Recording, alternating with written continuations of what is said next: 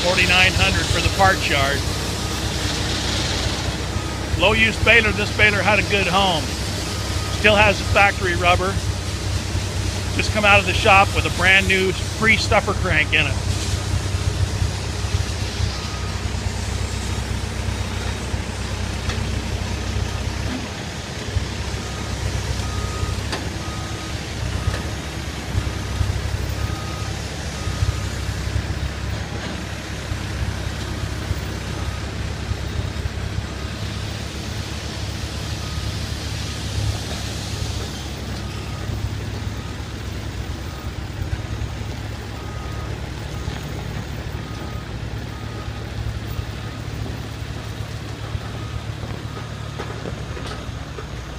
There she goes, out to the parts yard.